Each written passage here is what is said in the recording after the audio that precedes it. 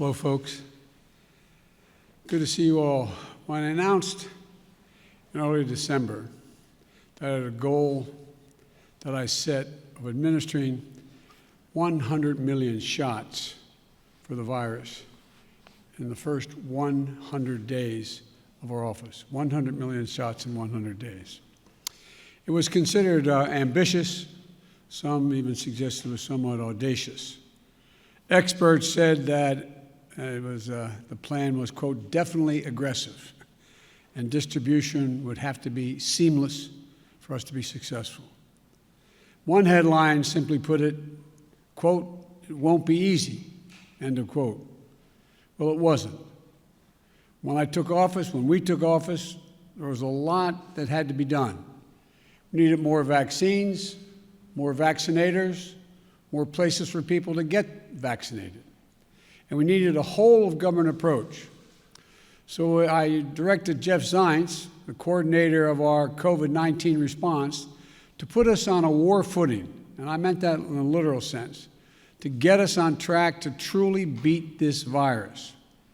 And I'm proud to announce that tomorrow, 58 days into our administration, we will have met my goal of administering 100 million shots to our fellow Americans.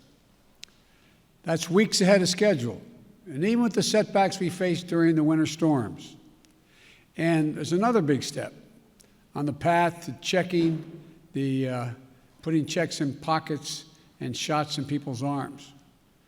When we crossed the 50 million doses just 3 weeks ago, I told you that every time we hit the 50 million mark, I'd update you on our progress. So here's where we are today. 8 weeks ago, only 8% of seniors, those most vulnerable to COVID-19, had received a vaccination.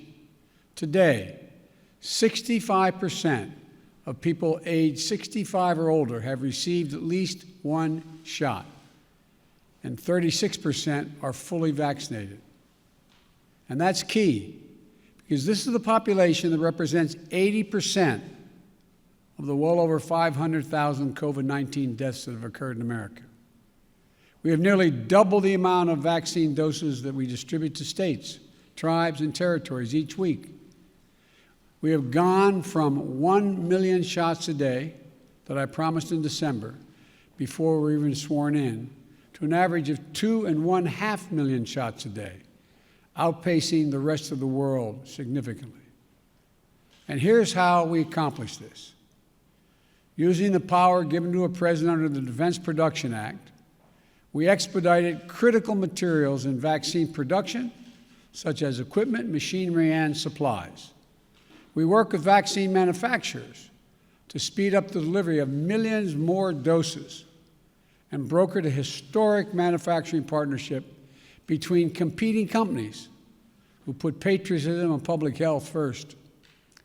These steps put us on track to have enough vaccine supply for every adult American by the end of May, months earlier than anyone expected.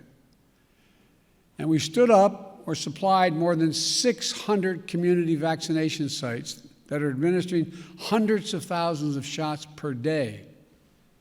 We launched the federal pharmacy program, which has allowed millions of Americans to get a shot at one of 14,000 local pharmacies in this country, the same way they get their flu shot. And for folks who aren't near a pharmacy or mass vaccination center, we've supplied more than 500 mobile clinics, like pop-up sites or vans, meeting people where they are. We deployed nearly 6,000 federal personnel, including FEMA, active duty military, and Department of Health and Human Services to support vaccinations and serve as vaccinators, putting the needle in people's arms. We're also supplying vaccines to community health centers to reach those who have been the hardest hit and suffered the most, especially Black, Latino, Native American, and rural communities. This is really important because we believe that speed and efficiency must be matched with fairness and equity.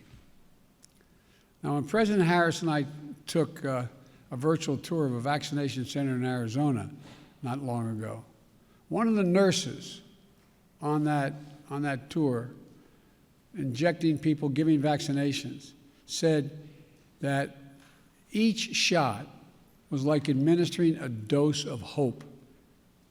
A dose of hope. That's how she phrased it. Behind these 100 million shots are millions of lives changed when people receive that dose of hope. Grandparents can hug their grandchildren again. Frontline workers who can show up at their jobs without the same fear they used to have. Teachers with the confidence to head back into the classroom. These milestones are significant accomplishments, but we have much more to do, much more to do. And the American Rescue Plan will help us do it. In addition to the cash payments it provides to you and your families, it also provides the funds to add vaccinators, to supply more community vaccinations, support more community vaccination centers, and increase testing.